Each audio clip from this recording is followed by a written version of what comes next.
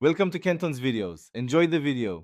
You start by verifying the physical connection because most problems are hardware first. Plug the mic firmly into the jack and try the rear and front ports. If you have another headset, swap it to isolate the cable.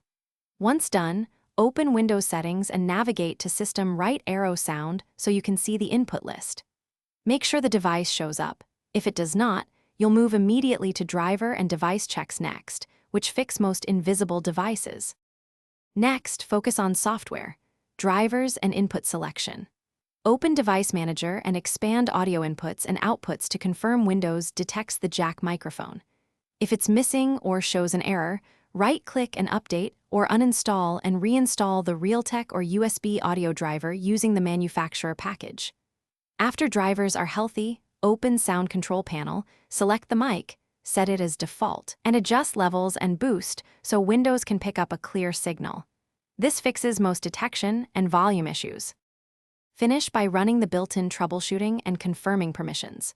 Use settings right arrow system, right arrow troubleshoot, right arrow other troubleshooters, and run the recording audio troubleshooter to apply automatic fixes.